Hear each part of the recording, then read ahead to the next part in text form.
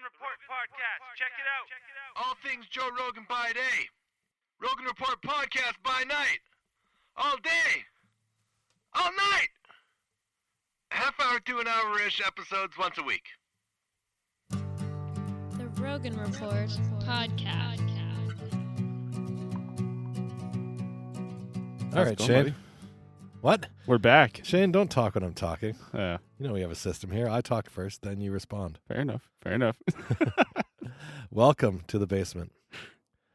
Big week, really, for Rogan. I'm excited. Let's go through the table of contents here. Let's do it. You have a horrific story. You used the word horrific. It's pretty horrific. I'm quoting you. So Yeah. I want to get to that right off the topic. Of course, I think maybe we could talk about UFC right off the bat. I think we're both excited. It's pretty much the thing to talk about. Yeah, we haven't talked to each other yet since Saturday.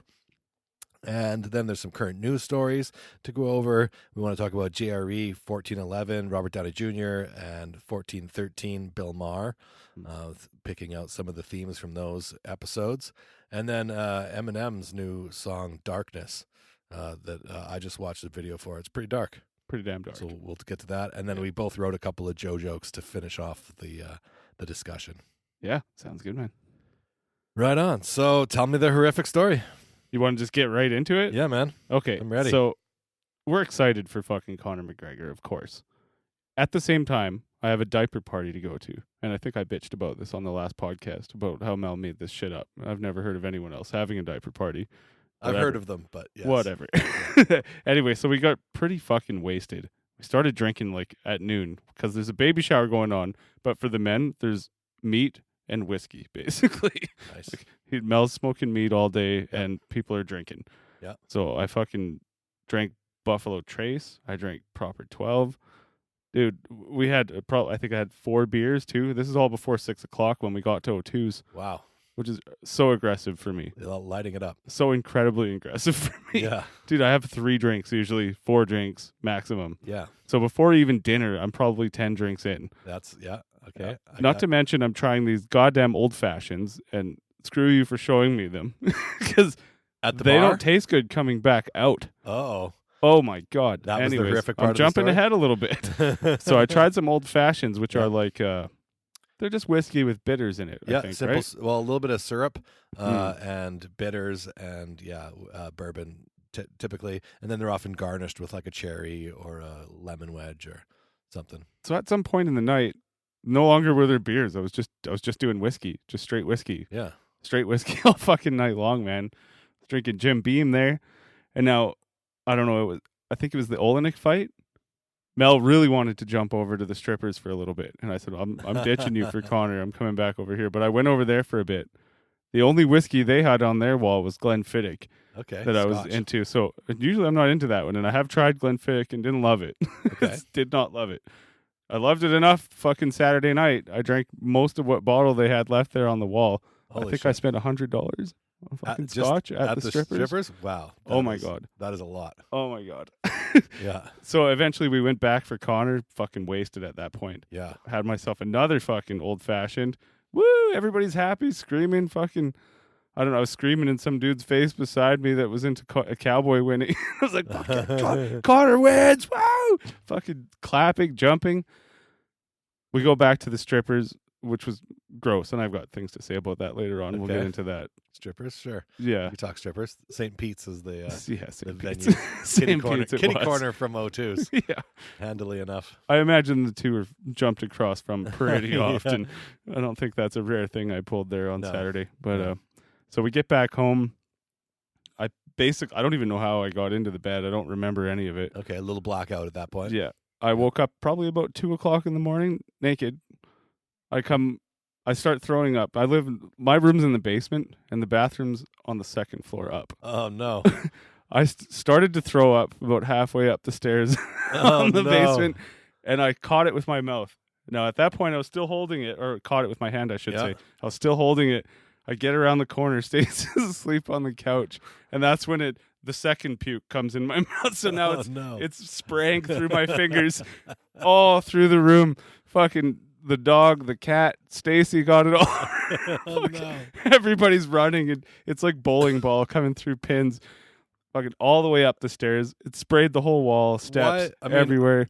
Why not just stay in? Are you in the like? Why not go to the kitchen at that point? I was There's a sink panicking. there. I passed the kitchen. Oh, That's you're when past the that's kitchen actually already? where the emergency started. Was in the kitchen. Okay, yeah, you should have stayed in the kitchen. Should have stayed. I was going for the bathroom, but Yeah. that didn't mean I was finished though, man. I fucking had the worst fucking experience I've ever had being sick from booze. Oh no! Absolute worst.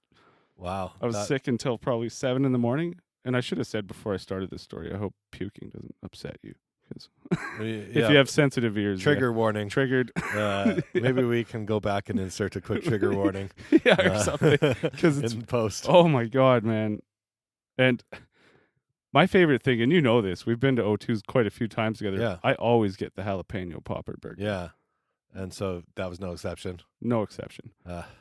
So that's probably not my favorite burger anymore, to be honest. Well, and a lot of times when people have experiences getting super sick from an alcohol, that turns them off that alcohol. Oh, that's Glenfiddich? It's dead to me now. So Glenfiddich, no Dead. more. That's all I could taste the whole time. And then when that got through, actually, it started to taste the old-fashioned. The bitters and syrup or whatever was in there. So you think, though, you'll be okay for like bourbon and I think and rye, but you're just going to stay away from the Scotch, maybe? I think. And specifically Glenfiddich. Maybe even other Scotches will be okay? You know, I'm probably fine with all of it. You just can't have all of it at once and in one night. Yeah. And I've never drank that much, maybe ever. Yeah. I drank more than 20 drinks, I'm pretty sure. Well, that was not a good idea. No, I don't know what the fuck got into me. Why are you? You're not First of fucking all, 20 anymore. For some reason, we're at the strippers. And at this age, I don't go to the strippers. I haven't been to the strippers in more than 10 years. Yeah. It's fucking disgusting. Yeah, dude. it's not my favorite. It's fucking gross, especially that one. That's for sure. And Stacey told me I should stop swearing so much on this podcast. Oh, did she? But sometimes I feel like it's important to get a point across. Sure. Sometimes it's It's really disgusting over there. Yeah. I feel bad for the girls. I feel disgusted by the management. Yeah, it's a weird scene, man. Yeah, I've been in there a couple of times in my life, and but not in 20 years. No. So, but crazy. Yeah, gross right, story. man. Well, there's the horrific story. Yeah. Since we've mentioned UFC, I guess maybe we get into that right off the bat now. Spoilers if you're still waiting to check out 246, Conor's victory march. Now, I decided kind of, because I was torn between Conor and Cowboy. I love Cowboy, big fan. But I kind of started, before the fight, I started leaning towards cheering for Conor. And the biggest reason why is that I think Cowboy is kind of at the tail end of his career. And I think that even if he wins that, you know, he's not going to have a resurgence where he could get to the like highest heights. Whereas Conor can have that resurgence. And I think watching, you know, those future fights with Conor having won this will be much more exciting than, you know, like the next fight that I think Cowboy might put out. So I'm sad for Cowboy to lose. And I thought for sure he might talk about potentially hanging up his hat, but he's like, he said he wants to still fight. He's not giving up now. That's so crazy to me. Like that kind of was the time to hang it up. But yeah, I thought so too. You know, he's had his last, he said way more knockouts in his last few fights than he has in the first, you know, 30 fights or whatever it is, the numbers. I don't have the stats in front of me, but he's been knocked out a lot recently. And, you know, with it, as we all know, with knockouts, once you get one, you're much more likely to get another. They start to pile up. I think that could have been a factor in this, although he never really got knocked fully unconscious. No. It was, you guys can go watch the highlights, which is really the whole entire fight. Yeah. He took about 3 shoulders to the face, you know, and when you're punching, a lot of your power in a punch comes from the rotation of your body, which is really all in your shoulders and your torso. Have you ever seen better shoulder strikes? Never. Didn't we just see this for the first time 6 months ago? Yeah, in the clinch against the cage, we see it a little bit, but it's really to no effect. It's almost more just like, John Jones to doing make the judges look like you're doing something when maybe you're not. Like, I don't think that I've never seen shoulders to the face have an effect that they had. I think he broke Cowboy's nose with the shoulder. Cowboy said. That's so crazy. He said he broke my nose, and then so he was obviously stunned from that, and he's kind of expecting a big overhand left to come. Yeah. And instead, Conor kicked him in the head. That head kick was a Cowboy head kick too. It really was crazy. Although he didn't get him with the shin, he kind of got him more with just the toes. But beautiful nonetheless. Yeah, it was. No, it was I nice. could not be happier with Conor's return. Could not be happier. I mean, well, although I would have liked to have seen him maybe test it a little bit more. Yeah, I don't know. For that point, yeah. Does this warm him up better for his next fight? I don't know that it does. Do you think he wants to get back to Khabib again? Oh, he does. For I've sure, listened right? to hours of fucking. Okay, I fight thought talk that as well. afterwards. Some people that I were with were like, "No, there's no way," because he did say at the fight that he wants to. He's liking this weight at 170, Yeah. and he wants to stay there. But he also said that he's not ready for the top tier at 170, right? Like he doesn't want to fight. Sort of, Usman. but that's sort of what he was saying his- before. But now everyone's talking different. Now, like it looks like it's going to be Masvidal Connor, which scares the shit out of me. yeah, for Connor. Masvidal's bigger and can take way more of a punch than Cowboy. But at the same time, Connor's not going to shoot for his midsection and get knocked out by no knee or any of that No, funny no. shit. None of Yeah. that's going to happen. No, but just when I think about Masvidal versus Diaz, and then I think about Diaz versus McGregor, it's like, man, that does not look like it's going to end well. Masvidal kills Diaz all day. Yeah, I think. and so He did. Yeah, Very recently. he for totally the bad did. motherfucker belt. What am I talking about? And Yeah. that's why I think, because Diaz and McGregor was so much closer. He lost once and then won narrowly the second fight. Yeah. Whereas who knows which Diaz was in the ring at those times and Mhm. which was in the ring versus Masvidal. I know Diaz has said he wants that fight back. He wants Yeah. to, but does he I really? think that one's down the Is that line a just- little bit. Yeah, I don't know. It's all so complex. So, Khabib fights Tony Ferguson, I think, in April. Yeah. And Connor's pretty convinced that's going to fall through, like all the others have. And Connor's ready to slide in there and take Oh that. yeah. And that's not what I want No. to see at all. Hmm. After his performance at 170 and how fucking good he looks, and I'm Oh. all right with the 170 for But a we little really bit. only saw him for 20 seconds. Fair enough. We can't say that he looks great. Like if I don't know. But I did watch his embeddeds all week, and Yeah. I've been watching for the last couple weeks. sure actually. his training at He looks 170 phenomenal, looks great as well. and his attitude is actually what's got me the most hyped up of anything. But he also said he only cut 1 pound That's for right. that. He went for a swim with his kid. Yeah. So he's basically still walking around at 170, whereas these other guys at 170, Cowboy is a 155 as well. So really, on that Monday, just- Connor was under. He said he had to eat up. With his words, he had to eat his way up to 170, and then had to cut the 1 pound, I guess. But yeah, man, I wish every fighter was fighting like that. me too. But the point is that Masvidal is going to be bigger. Masvidal walks around at 190, probably Yeah, 200. 185. Yeah. Usman, like any of the top, Woodley, like all these guys are going to be much bigger than Connor, which is going to give them an advantage when it comes to grappling, a massive advantage, right? If they do get into any kind of grappling match. And, even as far as striking, they might not have, the striking might be on par, but they're going to hit harder than a lighter 155 pounder. That's for sure. You'd think. I definitely didn't expect Connor's hits to have that kind of effect on Cowboy. But Cowboy, man, Again, yeah, where's he at? where's he at? How many times those shoulders to the face might not have hurt Woodley the way that they did Cowboy? Right. I don't know. No, you're right. No, 170 is scary for Connor, Yeah, no I doubt. don't So is like it. 155. Yeah, There's killers everywhere. I want him to fight at 155, and I want him to fight Khabib. I want him to win against Khabib. I don't think that should be his next fight, though. I think he should fight at 155 against a couple other people. Well, Gaethje's in the wings. Yeah, but at this I saw point- Gaethje tweeted at him. What everyone's saying, though, is Connor's, at this point, why would he fight Gaethje? It's just a risk he doesn't need to take anymore at this point. Well, the reason to fight Gaethje would be to beat Gaethje and to have more experience to get back to your prior levels after taking off 2 years, essentially. And guess who else is in the wings now screaming they want Connor again? Fucking Floyd Mayweather is ready for that boxing fucking rematch. Fuck that. That's apparently Dana and him were at some Celtics game or Clippers. I can't remember what they A said. basketball game. Yeah, a basketball game. And they were hashing it out. Yeah, that's just absolutely not the thing to happen. Oh, get that out of my I don't face. want that at all. Maybe in 2023, when I've seen Connor take back a belt or two. Yeah. If Floyd can come in, if he could go and they could set up an MMA fight, full on UFC rules MMA fight against Mayweather. Oh, I would love to see that fight. Yeah, for like this weekend because Connor's already been through a camp and is ready to go. I'd 100% be down with that. Yeah. But for Connor to work at another boxing fight, I just don't think that is. But I want Other than money, I guess that's the big advantage for them is that they can get another $100 million. And Floyd in an MMA fight, I wouldn't want him any lighter than 150 at a catch weight because I don't want Connor cutting down to 145. No, Not at all. no, So yeah. what a shit show that would be. That would be embarrassing for Floyd. It would be embarrassing for boxing. It would be, but Tyson it'll Fury. never happen. There's no way that that's going to happen. Apparently Tyson Fury wants in, though. Yeah? Yeah. He wants to fight MMA now? Yeah. Which I feel better about his chances than Floyd for some reason, but Yeah. because it's quick, the way he moves, and fuck, man, any of them get kicked in the knee, though, it's probably over, right? Yeah. You think, yeah, I don't know. That's all speculative. How about Holly Holm? Super strategic fight from her. Yeah. Went into the clinch. Was not at all. She fought Raquel Pennington. Was not at all what Raquel was really prepared for. No.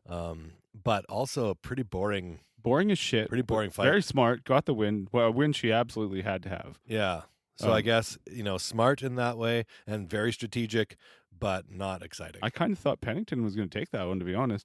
I've been watching her train too, and she's looking pretty phenomenal and to me, a better headspace than Holly, but yeah. Obviously that wasn't everything. Yeah. Holly's still a killer, right? Did you watch Olenek and No, that's where I Green? left the freaking bar, unfortunately. That was a crazy one. I kind of thought this was really a submission heavy event. Yeah. And so Alexei Olenek, he's like 47 years old. I don't know. I think he's 42. He's old. He's old for sure. He's over 40. And Maurice Green is like a young 25, 26, super, super fit, very athletic looking dude, good striker. And had Olenek in some trouble striking wise, but anytime it went to the ground, Olenek was just like much, much, much outmatched Green. And eventually ended up getting the finish in the third round with a belly down arm bar. It's crazy. Yeah, it was crazy. Did you watch it after or no? No, I haven't. You haven't seen it at all yet? I have it downloaded at home, but I haven't. I was gonna say I have it here because we rented it and recorded it. Oh yeah. Yeah, and Pettis. then Pettis. Yeah. Well, though before Pettis, or if we're working in reverse order, which we are. I think I'm out of whack with my order for sure. There was the dudes that I don't really know who they were. Sadiq. It was 145. Was it Sadiq and what's his? No, I don't know. Is that his name? Ode? Oh, maybe I'm thinking of another fight. What's his name? I can't remember his name. You're pulling it up. Yeah. I won't butcher anyone else's names. So it was Brian Keller Right. that got the submission very early, halfway through the first round against Ode Osborne. Yeah. I don't know if you say it Ode. It's ODE. Yeah. I couldn't hear shit in the Ode bar, man, to be Osborne. honest. Yeah. I actually was out, I think we ordered pizza, and I was getting the pizza at the time when they actually won the fight. Yeah. But I didn't really know either of those guys. But it was a finish, so good on Brian Keller there. And then, the Anthony Pettis versus Carlos Diego Fajea. Yeah. Did you have any idea of how that was going to go? Did you have any preference of who you care? Did you care? I would have liked to see Pettis just because he's, an old vet trying to keep in it. But Yeah. I'm starting to worry that maybe he's just not there anymore. Yeah. He's taken quite a few losses. Yeah. It looked like it was Fajea, really the whole fight. Mm-hmm. If it was going to go to points, it would have gone to Fajea. Physicality, based on those two. You definitely rounds. think Fajea is going to win it just looking at the two dudes. Yeah. Yeah. And good submission win for him. Mm-hmm. And then, Claudia Gadelia and Alexa Grasso was canceled. Yeah. So we did not get to see that. Bit of a bummer there. All right. That was UFC 246. Good card. And I guess let's get into, you want to talk about some news stories? Sure. What do you Let's got? What do you got? Nothing too crazy except for Newfoundland's having snowpocalypse right now. Yeah, pretty. Did you watch the video? It was a 30-second elapsed, 24 hours of snowfall and 30 seconds elapsed. Yeah. You see that? That was interesting. It's a front porch, security video from someone's the front door. Yeah. And you see the snow pile up quick, and then all of a sudden, boom, and there's more, and then that was crazy to see. I saw this one video of a truck that had been snowed in against a garage, and he was driving, and he had the whole shape of the side of the house and garage, a huge 20-foot wall of snow in the pickup of his truck. Yeah, the box. Not super uncommon. It's a big storm. But yeah, they always get a lot East of Coast snow. always gets the big snows like that. Yeah. Angie's from there, and so she's my girlfriend. She was reminiscing about all of the big snows that she went through. Yeah, my dad talked about that always growing up. So they sent, I guess the news is that Canada is sending soldiers to help clear the snow Yeah. because that's how bad it is. Well, put them to work. Yeah. I'm in favor of that. There is a good, again, Angie, my girlfriend, shared this. It's a This Hour is 22 Minutes thing about soldiers going to help during storms. In Oh, really? Newfoundland. Yeah, it's pretty good. Fucking makes sense. Maybe, What maybe else are we'll they share doing? that to our social media. You guys can go check out that. Yeah. This Hour has 22 Minutes. They're a great spoof parody news show in Canada. Do you have any news items, or do you want me to keep going on? I don't really have anything. Okay. Uh, Prince Harry Oh yeah, moving and to his Canada. lovely new wife are going to quit being royals Yeah, and come live here in Canada. yeah. I saw again. It was the Beaverton, another parody. They made a post. They're like unskilled immigrants moving to Canada. Absolutely, right? Yeah. Except Harry's not unskilled. No, he's got some like a pretty- decorated soldier. Yeah. and, you know. Thick military And skills. Meghan Markle was an actor on Glow. Like, she's famous in her own right. Yeah. So- Yeah, and Suits. And who's surprised she didn't like being a royal? Yeah, a little too particular and a little too much spotlight, I think. Yeah. I'm not surprised at all. No, Uh, it seems terrible. but Seems like the worst kind of celebrity to be. I welcome them to Canada if they are going to come here and Yeah. hang out. I think that's awesome. From the other side, there's been a lot of bitching that Trudeau's going to offer them some security detail. And there's been a lot of memes about the veterans not being taken care of. Of course. And here we are trying to pay for the royals to not be royals anymore. Whatever. Yeah, I mean, yeah. I don't have a problem with helping pay for some of that stuff, and you know, it makes sense to me that they would be targets and that we should do a little bit extra to try and take care of them. Yeah, fair enough. I think having them in Canada only helps Canada as a whole. Is there a precedent So for royals quitting and becoming Canadians? I don't think so. I've never heard of it before. No. And they're definitely not allowed like a seat of power over here. Like, that's a for sure no. Yeah. So, Yeah.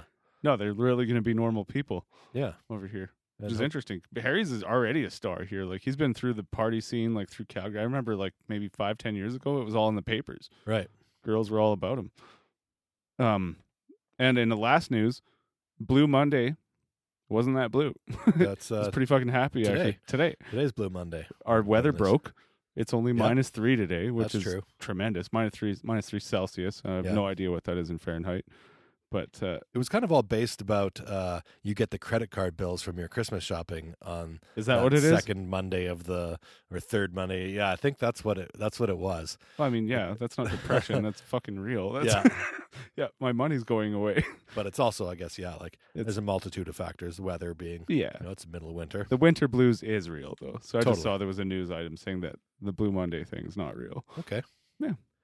Cool. Well, let's get into a little bit of JRE. Let's do it. Yeah, we'll report on Rogan. Yeah. So 1411, we'll go sequentially.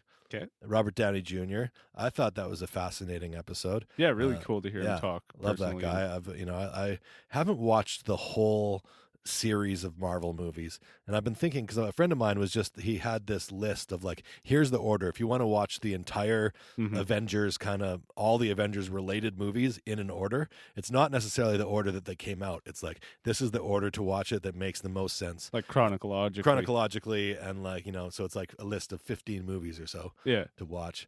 God, And- that's a commitment, though. yeah. I've seen half of them already, probably. Yeah. I haven't watched a lot of them, but I like those movies a little bit. And No, I they're certainly fun. I loved the Iron Man 1 and 2. Those are both great. Some are better than others, certainly. Did you see the last two? I didn't. Infinity War and No, Endgame? I didn't. See either Absolutely of them. worth watching. I heard they're good, yeah. Yeah. And I have already been spoiled. Even on Rogan, actually, they spoilerized. I think it was in the Fight Companion. Yeah. It was mentioned what happens to. So I don't know if we should spoiler alerts here if we're going to talk about that. Well, I won't drop any facts. I Okay, probably don't even remember anything. I I could won't spoil either. you Then. with. I'll leave it alone, even though I'm slightly better. So yeah, So Robert Downey Jr. They talked a lot about Tropic Thunder and blackface, sure. which is dead now. You can't do that. Since that, I think that was Right. the last recorded time that it was allowed, Yeah, and also the prolific use of retard. right. The word retard. Yeah, I had kind of forgotten about that. You don't yeah. never go full retard. Yeah. You know. Um, I don't know. Is that word offensive for you? That word? it's not offensive to me in that you're not calling me a retard, to just discuss the word retard, or to discuss the N-word and say the actual word. I can hear the word without my skin lighting on fire. Like I don't really have a problem there. And I think it's like anything. There's a spectrum, and intent matters. So if there's like a 5-year-old that's going to go to out for Halloween and dresses up as Mr. T and puts shoe polish on their face, not knowing any of the history of, socially what blackface is, I don't think that that's racist. I think that we need to talk to that child and say, hey, this isn't something that we should do. And here's why. And maybe, it's an opportunity for a discussion about racism. But to say that kid is racist for doing that is absolutely ridiculous. So there's a massive spectrum, because there are young adults who are fully aware of the cultural significance of it, who dress up for Halloween and put blackface on, and who are being racist and culturally insensitive. So sometimes it is, sometimes it isn't. So growing up, like, we used to call each other words. I'll even say it right now. We used to call each other faggot, retard, all this shit. Sure. But it wasn't meant that way. It was meant like, you're stupid, you're an idiot. Yeah. The way friends will say to each other, like, stop it, dumbass, or, don't be a bitch. All this shit. Yeah. None of it means what it means, or means what it sounds like. Yes and no. I mean, but at some point, the words have to be faggot, put. That one's done now. You can't really do that one anymore too much. No. And it's because you are saying, that one's different to me than the word one's a little retard. Different. That one's a lot more akin it's to the because of the N-word. homophobia behind it that makes it an insult to say it to your friend. Saying, calling your friend a retard, saying that your friend is slow, I don't really associate that to like people with mental disabilities. Right. So I think those are a little bit different, but I do hear what you're saying. The context of it is also matters. Sometimes you're just telling your friend they're being an idiot and you don't really mean anything homophobic about it. But if there's somebody else in the room that might be damaged by hearing that, that's an issue. Kids thinking that it's not a big deal to call your friends names and use those words, that can end up bad. So it's like time and a place. And I mean, there's been an evolution too, right? There has been. So, and and that's good. Yeah, it's a complex subject, and it's not. I don't find that any of these things are automatically bad or automatically it's no problem. It's no problem to ever use the word. Like, that's not what I would say. I would never say that, because sometimes it is a problem. Yeah. And intent matters, and that's my whole spiel. Well, and I think that with the whole era of the internet, and especially with smartphones, everyone's a lot more woke than they were in the 90s and 80s. Definitely. So you're a little more open to how other people feel, for sure. Yeah. I've never hated gay people at all. No, but I definitely maybe felt uncomfortable with the idea when I was younger, and there wasn't a lot of talk about it. And absolutely, and everyone I knew would always say something negative about it. Yeah. So and the natural reaction to like seeing it, when you're 15 and one of your friends sends you a link to a like dude butt fucking another dude, and the natural reaction is like, oh, that's gross.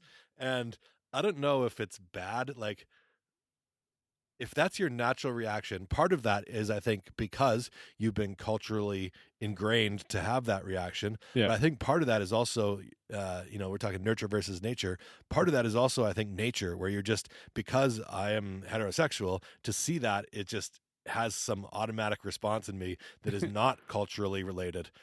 And I think the same thing for gay people when they see straight people having sex. They're like, they're probably not a vagina, gross. about it either. Right? And so it's like, I don't know that that's a problem. I think we can find it icky and still not think any less of them as human beings. Which I hope is that's my position on it. And I have a lot of gay friends that I think the world of. I think are great people. Absolutely. And but regardless, if I see two men kissing, it does kind of like weird me out a little bit, and it gives me a little bit of a. But even back to the word retard now. As an older guy, I really wouldn't use that word a lot either, just because it might offend some people that hear it, Yeah. And I might even have said it on this show, like, blankly and not even thought about it. But I never do say it on purpose or with any ill intent. Okay. Yeah. I think if anyone's listened to a few hours of this show, they know where we are. on I hope things. so. Yeah. I do hope so, absolutely. Yeah. We lean liberal, I think, both of us, and we're towards kindness towards everyone generally. Trying to figure out who we are and how to act in this world in a way that that is helpful and positive. And I've been talking a little bit since New Year's, well, and really over the last years of my life about what is our purpose. Like, I'm not having kids, so my purpose isn't to raise children and help them become productive members of society. I feel like my purpose on this earth is to help everyone that is in my life to have more compassion and to have better lives themselves. And to hopefully I can help all of us be better people and help the world and society as a whole be better. And I don't know if I'm doing that. Sometimes I'm trying and I'm failing. Sometimes I think I do a pretty good job at it. But it's I mean, some days you're stuck in your own body and going through your own shit too, right? Of course. But I think the intent comes through there for sure. All right. Another point and kind of the main reason that was my favorite, other than that, the cool topic of blackface, was the path to redemption. I liked what he said about that. If there's something you're supposed to do, no matter how far afield you go from that thing, you can get back to it. You can make your way back to the thing you wanted to do. Sure. It's never over, And especially as we get older here and more into technology, like, we might be able to stay alive into 150. Who knows in the next 50 years how old people are going to start being. That's true. There's a lot of time. Yeah. I kind of stopped doing artwork and stuff when I was a teenager, and I got into doing other dumb shit, and then I just never came back to the thing that I used to do, that I used to want to do as an adult. And now here I am in the last 5 years or so, 3 years, I'm focusing working on it a lot more. Yeah, and that's kind of my goal now. I've kind of crystallized that this year with, like we said last podcast, that's going to be the intention for the year. Awesome. Yeah. I think that's great. Yeah. And I totally agree. Yeah. How about that he's a black belt in Wing Chun? That's right. Which is what Tony Ferguson does. Martial arts, he said he's super passionate about martial arts. He's a martial arts geek, I think he said. Yeah. Or nerd or something like that. Yeah. Yeah.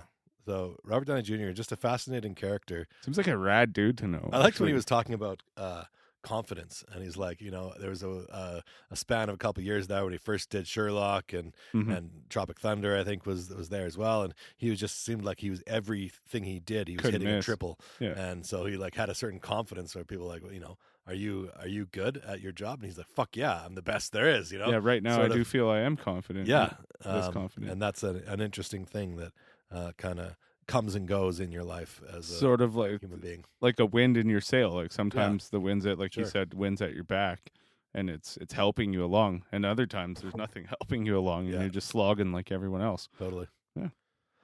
So 1413, Bill Maher. This is the last episode that I listened to. Me too. I love Bill Maher, and I loved that. Like, if we skip right to the very end, I didn't think they were going to talk about some of the most important things, which is, and I can never remember his name either. Kyle Dunnigan. Kyle Dunnigan's impression, and it was so funny to hear Rogan like, "Hey, have you seen this?" And then Bill Maher's like, "Well, no," and but he clearly had seen it, and then Rogan's like, "Oh, well, you should watch it." He's like, "Well, I don't need to watch it."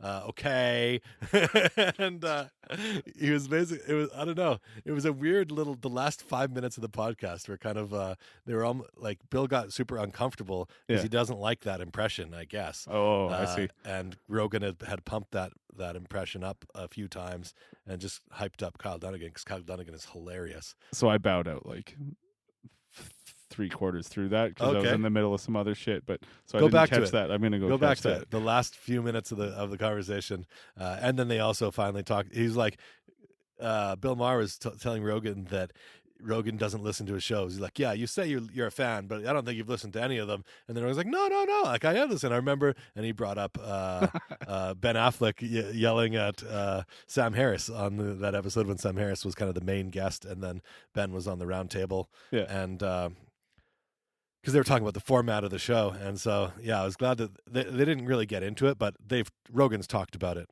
a dozen times on the show, so they didn't really need to say much about it, but I was glad that it got brought up. Yeah. And then they talked about a few other episodes. Rogan kind of mentioned a few other episodes that he had seen. So he has seen the show, but he doesn't watch it religiously. What do you think of their dynamic in general? For friends, like it felt a little like hostile, weird, right? A little weird. Hostile, yeah. Yeah. It was. I thought it was a good conversation. It seemed like it was fairly easy, up until the end there. I don't know. Stacey was watching. We actually watched this one. Okay. She's like, "Why is this guy such a douche?"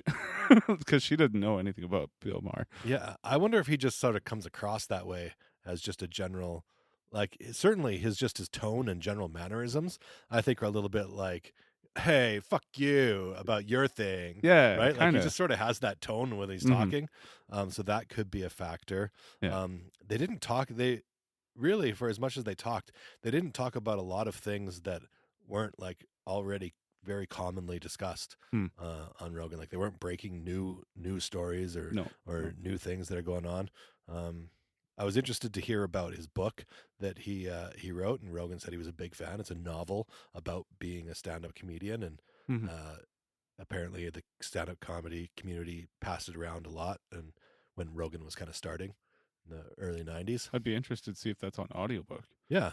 I don't know that it holds up. A lot of that stuff doesn't necessarily, but for actual tips about writing comedy, but it's still be an interesting here. I think so too. I don't know a whole lot about Bill Maher. I don't really follow him a lot, but I did watch something called Religulous. Oh yeah, in the early 2000s, I think. Yeah, he's very anti-religion. Yeah, he basically tears apart everything in that special. Yeah, mostly Christianity, but they talk about Muslims and all kinds of cults. Yeah, Religulous. That was a great title as well. Yeah. Oh, perfect. And I think that was kind of right around the time Idiocracy came out as well. Yeah, just after. That's what time we live in now. Yeah, Idiocracy. Absolutely, it is. What else here? So, did we talk about Eminem? No. Eminem dropped a surprise album on Friday, and you're still into rap somewhat. Yeah, absolutely. Yeah, I appreciate it. It's the rap my favorite rap is like underground hip hop that's political. Yeah, and then I like the old gangster stuff. Like when Eminem's first albums. I never heard of Eminem till you're the one that showed me Eminem. Oh, is that right? Yeah. With the 1999, we were in Westmount Shopping Center. Yeah. Probably had Discovery Slurpees in our hands. You were like, yeah, this guy.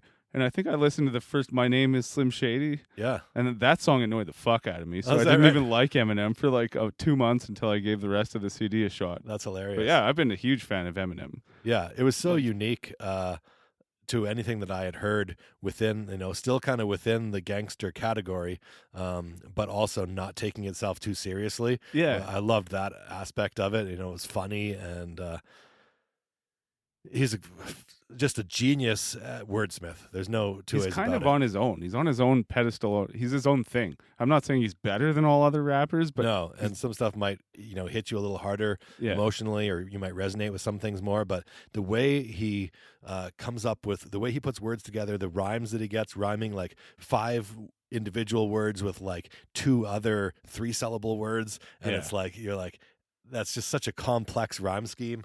And it's fascinating. And this latest song, Darkness, that I watched the video for, and because you told me to watch it, I really like it's a slower song, and his rapping in the song is quite slow. He's like, it's very easy to understand all the words of the song. I think that's the point. Which is good. Yeah. And the first half of the song, you think he's talking about himself, and he's talking about dealing with the pressures of being a ultra famous hip hop artist. And you aren't surprised by that because he's talked about it so many times. Yeah, absolutely. Yeah. And then in kind of halfway through, the song takes a turn, and you realize that actually the whole song is about should we spoil it?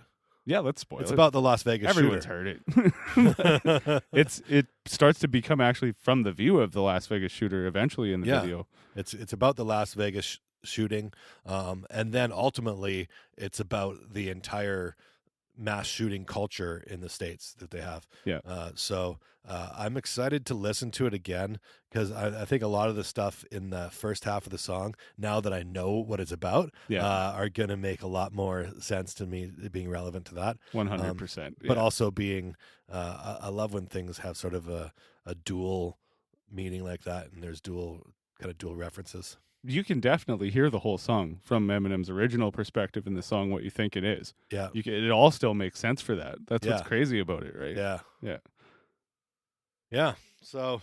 And there's a bunch of other good tunes on there. You should definitely have a listen to it. What's the album called again? Music to be Murdered By. Music to be Murdered By. Yeah. What a title. Yeah. Yeah.